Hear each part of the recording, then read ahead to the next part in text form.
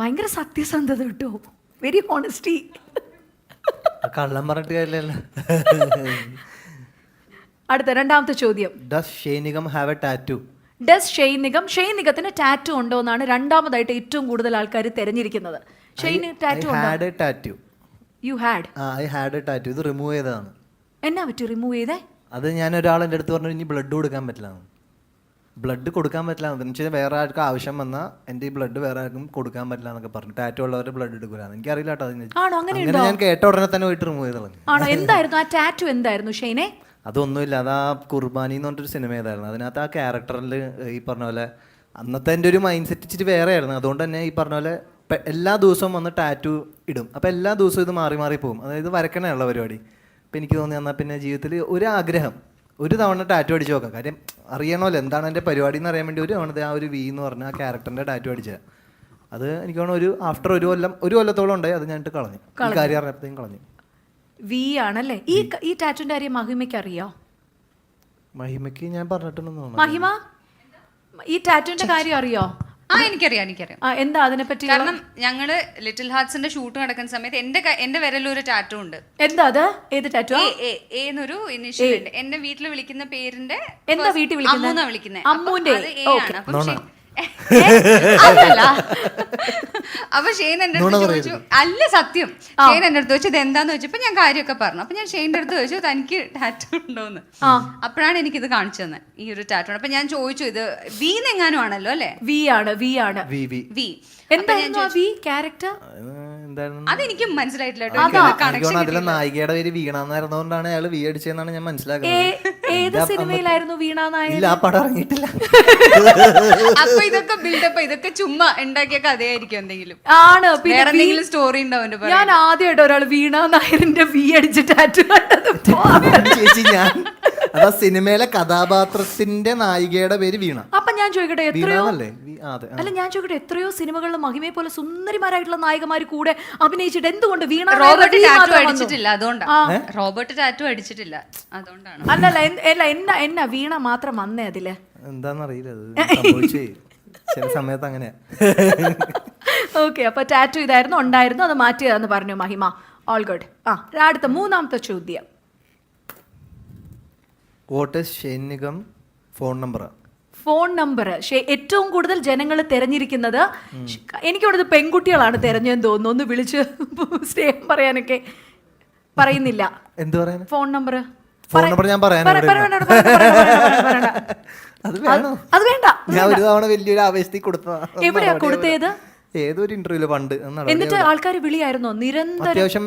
പിന്നെ നിരന്തരം എന്നുള്ളതല്ല, മെസ്സേജുകൾ കുറെ കിടക്കുമായിരുന്നു. ഇടയ്ക്ക് അതിനകത്ത് ചീത്ത വിളിക്കേണ്ടി വല്ലതും വന്നിട്ടുണ്ടോ? ഇനി മേലിൽ വിളിച്ചു വരുന്നല്ലോ? ഇല്ല, ഞാൻ ആ ഫോൺ സംഭവം മാറ്റി വെക്കും. നമുക്ക് ആണല്ലേ? അപ്പൊ ഇതാണ് ഫോൺ നമ്പർ. ഇഷ്ടം കൊണ്ട് വിളിക്കണല്ലേ, നമ്മൾ അവരെ ചീത്ത വിളിച്ചിട്ട് എന്തായാലും അല്ലേ? അതാ സത്യം. അടുത്ത ചോദ്യം. ഏറ്റവും കൂടുതൽ ആൾക്കാർ തെരഞ്ഞെടുക്കുന്നത്. അത് കൊള്ളാം, നല്ലൊരു ചോദ്യമാണല്ലോ ചോദിച്ചത്. എന്നാപ്പാ? സൂപ്പർ. വാട്ട് ഈസ് എന്താണ് Shane Nigam മോളിവുഡ്സ് rich young actor? ഞാൻ കണ്ടില്ല, ഒന്നുകൂടി. Shane Nigam മോളിവുഡ്സ് rich young actor. Shane Nigam ആണോ മലയാളത്തിലെ ഏറ്റവും റിച്ച് ആയിട്ടുള്ള യങ് ആക്ടർ? ഇത് ഗൂഗിൾ കള്ളം പറയില്ല. കറക്റ്റാണ്. ടാലന്റിന്റെ കാര്യത്തിലാണെന്ന് മഹിമ രക്ഷപ്പെട്ടു. അല്ലെങ്കിൽ ഇപ്പൊ GST കയറി നശിപ്പിച്ചേനെ. അല്ല തെസ്റ്റ് ചേച്ചി, അതില് എന്നാ പറയുന്നു? സത്യമാണ്. പിന്നെ ഞാൻ വിചാരിച്ചേ ചേച്ചി സമ്മതിക്കാം, ശരി തന്നെ പൈസയുടെ കാര്യത്തിൽ. അല്ല, ടാലന്റിന്റെ കാര്യത്തിൽ നമുക്ക് സംശയമില്ലാത്ത കാര്യം ജന്മനാ കിട്ടിയ ഒരു സിദ്ധിയാണ്. അത് എനിക്കറിയാവുന്ന കാര്യമാണ്. ജന്മനാ കിട്ടിയതാ, അല്ലാണ്ട് സിനിമയിൽ വന്നിട്ടുള്ള ഒരു ഇതല്ല. ചെറിയ കുട്ടിയാകുമ്പോ തന്നെ ഒരു 4 വയസ്സ് 3 വയസ്സാകുമ്പോ തന്നെ തുടങ്ങിയതാ. ഡാൻസും പാട്ടും ഒക്കെ എല്ലാം അഭിനയം ഒക്കെ വീട്ടിൽ തന്നെ അഭിനയിച്ചുകൊണ്ട് നടക്കുന്ന ഒരാളാണ്. 24 മണിക്കൂർ അഭിനയം. നാണം വരും, ചിരി വരും, കരച്ചിൽ വരും. 4 വയസ്സൊക്കെ ആവുമ്പോ ഓടി നടക്കും. 4 വയസ്സില് പക്ഷെ ഡ്രസ്സൊന്നും ഉണ്ടാവില്ല ആ സമയത്ത്. അങ്ങനെയാണ് കുഞ്ഞു ഓടി ഓടി ഓടി ഓടി ഇങ്ങനെ പിടച്ച് നടക്കും. സുനി ഇങ്ങനെ പുറകെ കൂടെ ഓടി പിടിക്കണം. അങ്ങനെയായിരുന്നു, മിടുക്കനായിരുന്നു 4 വയസ്സിൽ തന്നെ. കണ്ടോ, ഒരു നഗ്ന സത്യങ്ങൾ വിളിച്ചു പറയുന്ന കണ്ടോ? നഗ്നമായിരുന്നു ആ സത്യം. നഗ്നമായ സത്യങ്ങളൊക്കെയാണ്. അല്ല, ഞാൻ ഇത്രയും വളരെ ചെറുപ്പത്തിലേ തുടങ്ങിയോണ്ട് ഞാൻ ചോദിക്കുകയാണ്, ഇപ്പം റിച്ച് യങ് ആക്ടറാണോ എന്നാണ് പ്രേക്ഷകർ അറിയുന്നത്. മണി മാനേജ്മെന്റ് എന്തെങ്കിലും ഉണ്ടോ ഷെയ്ൻ? ഭയങ്കര ബോറാണ് എൻ്റെ മണി മാനേജ്മെൻറ്റ്. വളരെ എന്ന് വെച്ച് കഴിഞ്ഞാൽ ആ ഒരു ഏരിയ നമ്പേഴ്സിൻ്റെ പരിപാടി തീരെ ഓടാത്തൊരു വ്യക്തിയാണ്. അതായത് ബാലൻസ് നോക്കി അക്കൗണ്ട് ബാലൻസ് നോക്കി പെരുമാറാത്തൊരു വ്യക്തിയാണ്. ആണോ? എന്തിനാണ് ഏറ്റവും കൂടുതൽ ഈ കിട്ടുന്ന പൈസ വിനിയോഗിക്കുന്നത് എന്തിനായിരിക്കും ഷെയ്ന്? അതാത് സാഹചര്യങ്ങൾ അനുസരിച്ചിട്ടാണ്. പണ്ടൊക്കെ എന്ന് വെച്ച് കഴിഞ്ഞാൽ എൻ്റെ അടുത്ത് വന്ന് വിഷമം പറയുന്നവർക്കൊക്കെ ഞാൻ പൈസ കൊടുക്കുമായിരുന്നു. അതെന്താണെന്ന് വെച്ച് കഴിഞ്ഞാൽ എനിക്ക് അത് അങ്ങനെയൊക്കെയുള്ളൊരു ചെറിയ എന്താണ് പറയുക, അത്രയും മനസ്സിലാക്കാൻ, അതായത് ഇവർ മുതലെടുക്കാണ് സജി എന്ന് മനസ്സിലാക്കാൻ ഉള്ള ബോധമില്ലായിരുന്ന ഒരു ടൈമിൽ കുറച്ചധികം നാൾ മുമ്പ് എന്ന് വെച്ചാൽ നമ്മുടെ കയ്യിൽ ഇൻഡിപെൻഡൻ്റ് ആയിട്ട് പൈസ വന്ന സമയം അങ്ങനെ. പക്ഷെ അതൊന്നും ഞാൻ അത്ര പ്രോപ്പറായിട്ട് കൊണ്ടുവരുന്നില്ല. പിന്നെയുള്ളൊരു സംഭവം എന്ന് പറയുന്നത്, പിന്നെ നമ്മുടെ മലയാളം ഇൻഡസ്ട്രിയിലുള്ള പ്രൊഡ്യൂസേഴ്സ് ഇച്ചിരി അധികം അത്തരം കാര്യങ്ങളിൽ പൈസയുടെ പരിപാടികളിലൊക്കെ കുറച്ച് ഉള്ളതുകൊണ്ട് തന്നെ എനിക്ക് അധികം, അതായത് ഇപ്പോൾ കമ്മിറ്റ് ചെയ്തതിനേക്കാളും പൈസ കുറവൊക്കെ ആയിരിക്കും പലപ്പോഴും നമുക്ക് കിട്ടുക. അപ്പോൾ പിന്നെ അതിനൊന്നും നമ്മൾ ഈ പറഞ്ഞ ഒരുപാട് എഗ്രിമെന്റ് ഒക്കെ സൈൻ ഒക്കെ ഇല്ലേ നമുക്ക് അങ്ങനെ? അതൊരു ശരിക്കും പറഞ്ഞൊരു ചെറിയ കോൺട്രവേഴ്ഷ്യൽ ടോപ്പിക്കാണ്. കാര്യം എൻ്റെ ഒരു അനുഭവത്തിൽ കുറേ നാൾ മുമ്പാണ് കേട്ടോ, ഇപ്പോൾ ഈ അടുത്തുള്ളതൊന്നുമല്ല, ഒരു 4-5 ഇപ്പം എനിക്ക് ഒരു 4-5 കൊല്ലമായി നമ്മുടെ എഗ്രിമെൻറ്റിൽ വൈറ്റ്നറിൻ്റെ ഒരു വെച്ച് മായ്ച്ച ഒരു എഗ്രിമെൻറ്റിൽ പോലും ഞാൻ അതിൻ്റെ ഒരു ഇതായിട്ട് ചെന്നപ്പോഴത്തേക്കും അത് അംഗീകരിച്ചിട്ടുണ്ടായിരുന്നില്ല. അപ്പോൾ ബേസിക്കലി അത് may be there are many things. അത് നമ്മളിപ്പോൾ അതിനൊരു ഇപ്പം ഈ ഒരു ആംഗിളിൽ നിന്ന് നോക്കുമ്പോഴത്തേക്കും മേ ബി അന്ന് നമുക്ക് കിട്ടാൻ സാധ്യതയില്ലാതിരുന്ന ഈ പറഞ്ഞ നീതി എന്ന് വിചാരിക്കുന്ന സാധനം നമുക്ക് അത് ബേസിക്കലി നമ്മളുടെ സ്റ്റാർ വാല്യൂ അനുസരിച്ചിട്ടാണ് എന്നാണ് ഞാൻ മനസ്സിലാക്കുന്നത്. നമുക്ക് കുറച്ചും കൂടെ വാല്യൂ വരുമ്പോഴത്തേക്കും നീതി ഓട്ടോമാറ്റിക്കലി കിട്ടുന്ന ഒരു സംഭവമാണ്. അല്ലാണ്ട് അതിനു മുമ്പ് നമ്മൾ ഫൈറ്റ് ചെയ്യാൻ പോയി കഴിഞ്ഞാൽ നമുക്കത് കിട്ടില്ല എന്നുള്ളതാണ് എനിക്ക് മനസ്സിലായത്. അനുഭവം കൊണ്ട് മനസ്സിലാക്കേണ്ടി വന്നു എന്ന് മാത്രം. ടാലന്റിന്റെ കാര്യത്തിൽ അല്ലേ ചേച്ചി മഹിമയൊക്കെ പറഞ്ഞ പോലെ ദ റിച്ചസ്റ്റ് യങ് ബ്ലഡ്. ഇനി അടുത്ത ക്വസ്റ്റ്യൻ നമ്മൾ പോവാണ്. Can Shane Nigam sing?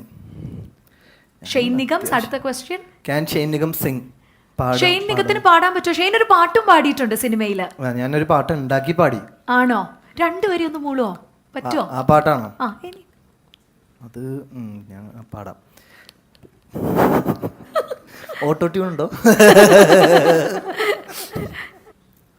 പാട്ടിലെ താളമേ തേൻ തരും പൂവിലോ നിന്നിതൾ തൊട്ടതോ എന്നിലെ മിന്നലോ നേരം മായുമിനി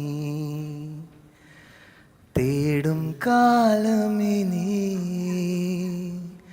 മേഘം പോകും വഴി കാണാമോ പോകാമോ രാത്താരമേ ഈരാവിൽ നീ മിന്നുന്നേ തേടുന്നു എന്നുള്ളിൽ നീയാരോ.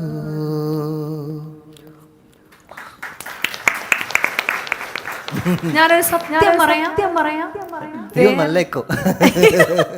അതല്ല, ഒരു പ്രാക്ടീസോ ഞങ്ങളൊന്ന് ഡിസ്കസ് ചെയ്തല്ല, ഓൺ സ്പോട്ട് ഷെയ്ൻ പാടിയതാണ്.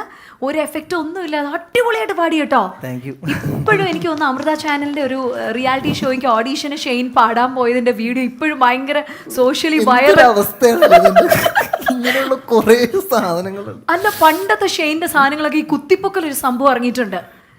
എപ്പോഴെങ്കിലും അയ്യോ ഇത്രയും വേണ്ടിയിരുന്നില്ല എന്ന് തോന്നിയിട്ടുണ്ടോ ഷെയ്നെ? വിചാരിച്ചിട്ട് കാര്യമൊന്നുമില്ലല്ലോ, എന്ത് ചെയ്യാനാണ് ഇതൊക്കെ സംഭവിച്ചല്ലേ. നമ്മള് ഇനിയിപ്പോ വേണ്ടെന്ന് പറഞ്ഞിട്ട് കാര്യമൊന്നുമില്ലേ. പക്ഷെ അത് എൻജോയ് ഈ ട്രോളൊക്കെ ഷെയ്ൻ കാണാറുണ്ടോ? അതൊക്കെ പിന്നെ ക്യൂട്ടാണ്, കുറച്ച് കുഴപ്പമില്ല, ഓക്കെയാണ്. എൻജോയ് ചെയ്യോ? അതോ ഇതൊക്കെ കണ്ടിട്ട് ഇത് ഇത്തിരി കൂടിയല്ല എന്നെ ചെയ്തേക്കുന്നതെന്ന് തോന്നിയിട്ടുണ്ടോ? ഹാപ്പിയാണ്, എല്ലാം കാണും. അയച്ചു തരുന്ന ആൾക്കാരൊക്കെ കാണുമല്ലേ വാട്സപ്പിലൊക്കെ? ട്രോള് കണ്ടില്ലെങ്കിൽ അയച്ചൊക്കെ തരും.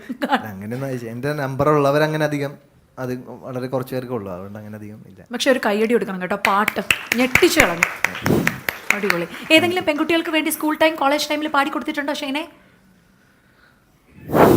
ഇല്ല, പാടിയിട്ടേ ഇല്ല. അടുത്ത ചോദ്യം. Okay. Is Shane Nigam in love with someone? കണ്ടോ, ഞാൻ ചോദിക്കുന്ന എല്ലാം പ്രേക്ഷകർ ചോദിച്ചേക്കുക. നല്ല ചോദ്യം. അടുത്ത ചോദ്യത്തിലേക്ക് പോ. ആരുമായിട്ടെങ്കിലും പ്രണയത്തിലാണോ? Yes or no? നോ നോ No. Currently no. Currently no. No, correct. Okay. Girls, please note. Okay. Next ചോദ്യം. Does Shane Nigam have any kind of phobia? ഇത് ഗൂഗിളിൽ സെർച്ച് ചെയ്ത സാധനങ്ങളാട്ടോ. ചോദ്യം എന്താ പറയണ്ടേ? ഫോബിയ എന്തെങ്കിലും, അതായത് വെള്ളത്തിനോട് പേടി. ഇപ്പൊ എനിക്ക് പാമ്പിനോട് എനിക്ക് ഭയങ്കര പേടിയാണ്. I'm so phobic to reptiles. അതുപോലെ ചില എന്തെങ്കിലും. മനുഷ്യരെ പേടിയാ, ബാക്കി വേറെ ഫോബിയ ഒന്നുമില്ല. പ്രേതങ്ങളൊക്കെ ഇഷ്ടമാണ്. പ്രേതം, പാമ്പ്, പഴുതാര ഇതിനൊക്കെ ഭയങ്കര പ്രണയമാണ്. പിന്നെ പുലി, കരടി ഇതിനൊക്കെ ഇഷ്ടമാണ് കാര്യത്തിൽ. പക്ഷെ മനുഷ്യര് ചിലവരെ ഇച്ചിരി പേടിയാ. ആണോ? അല്ല, ഈ പറഞ്ഞില്ലേ ഈ സ്പിരിച്വൽ കാര്യങ്ങളൊക്കെ ഈ ഇഷ്ടമാണെന്ന്, അങ്ങനെ എന്തെങ്കിലും ഒരു എക്സ്പീരിയൻസ് എന്തെങ്കിലും ഉണ്ടായിട്ടുണ്ടോ ഷെയ്ൻ്റെ റിയൽ ലൈഫിൽ?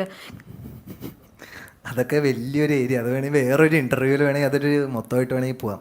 അല്ല, എന്നാലും എവിടെയെങ്കിലും ഒരു എക്സ്പീരിയൻസ് ചെയ്തിട്ടുണ്ടോ? അങ്ങനെ ഒരു സ്പിരിറ്റഡ് സംഭവം ഉണ്ട്, ഒരു ഓറ എനിക്ക് ഫീൽ ചെയ്തിട്ടുണ്ടോ എപ്പോഴെങ്കിലും?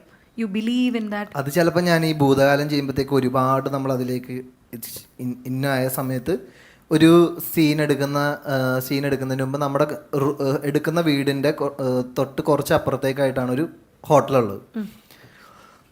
അവിടെയാണ് ഞങ്ങൾ തൊട്ടപ്പുറത്ത്, അതായത് അവിടെ കാരവൻ സ്പേസ് ഇല്ല, കാര്യം ചെറിയ സ്ഥലത്താണല്ലോ നമ്മൾ ഷൂട്ട് നടക്കുന്നത്. അപ്പോൾ അവിടെ നിന്ന് ഒരു 50 മീറ്റർ അപ്പുറം ഒരു ഹോട്ടലിലാണ് നമ്മൾ ഈ സീൻ എടുത്തുകൊണ്ടിരിക്കുന്നത്. അപ്പോൾ ഒരു സീൻ എന്ന് പറയുന്നത് ഞാനിങ്ങനെ എൻ്റെ കയ്യിൽ നിന്ന് പോയി ഇങ്ങനെ ഇരിക്കുമ്പോഴത്തേക്കും ഉറക്കമില്ലാണ്ടിരിക്കുക. അപ്പോൾ അമ്മ ഇങ്ങനെ സൈഡിൽ ഇങ്ങനെ TV കണ്ടിട്ട് അമ്മ ഇങ്ങനെ പതുക്കെ ഒന്ന് ഉറങ്ങും. ആ സീനിനകത്ത് കണ്ടവർക്ക് ചിലപ്പോൾ ഓർമ്മ ഉണ്ടാവും. അങ്ങനെ ഉറങ്ങുന്ന സമയത്ത് പെട്ടെന്ന് എന്തോ ഒരു സൗണ്ട് കേട്ട് ഞാനിങ്ങനെ അടുക്കള ഭാഗത്തേക്ക് ഇങ്ങനെ നോക്കും എന്ന് പറഞ്ഞൊരു സീനുണ്ട്. അപ്പോൾ ആ സീനിന് വേണ്ടിയിട്ടുള്ള പ്രിപ്പറേഷൻ്റെ ഭാഗമായിട്ട് ഞാൻ അടച്ച് ഇരിക്കുകയാണ്. അപ്പോൾ എല്ലാ സീൻ എടുക്കുന്നതിന് മുമ്പും ഒരു കുറച്ച് സമയം ഒറ്റയ്ക്ക് ഞാനിങ്ങനെ ഇരിക്കും. പക്ഷെ ആ പെർട്ടിക്കുലർ സീൻ എടുക്കുന്ന സമയത്ത് പെട്ടെന്ന് എൻ്റെ ഹോട്ടൽ റൂമിൻ്റെ വിൻഡോ ഇങ്ങനെ തുറന്നു കിടക്കുമായിരുന്നു. പെട്ടെന്ന് എന്തോ ഒരാൾ വന്നിട്ട് എൻ്റെ അടുത്ത് ഇങ്ങനെ എന്തോ പറയുന്ന പോലെ, കുഴപ്പമൊന്നുമില്ല, ഈ തനിക്ക് പരിപാടി അവിടെ ഇങ്ങനെ ഒരു റിയലി അങ്ങനെ ഞാൻ കണ്ടു എന്നുള്ളതല്ല പറയണത്, നമുക്കത് റിയലായിട്ട് ഫീൽ ചെയ്തു. ദാറ്റ് ഞാൻ ഇപ്പം ഈ സീനിന് വേണ്ട പരിപാടിയൊക്കെ അവിടെ ഞാൻ സെറ്റ് ചെയ്ത് വെച്ചിട്ടുണ്ട്, നിങ്ങൾ പോയിക്കോ എൻ്റെ അടുത്ത് പറയണതാണ്. അത് ഞാൻ എക്സ്പീരിയൻസ് ചെയ്തതാണ്. അപ്പോൾ അങ്ങനെ നോക്കിക്കഴിഞ്ഞ് കഴിഞ്ഞാൽ ഡേ ടു ഡേയിൽ ചില അങ്ങനെ അത്തരം നമ്മൾ കാണാത്ത ലോകത്തിൻ്റെ ഇടപെടൽ പല സമയത്തും എൻ്റെ ലൈഫിൽ ഉണ്ടാവാറുണ്ട്, ഇപ്പോഴും ഉണ്ടാവാറുണ്ട്.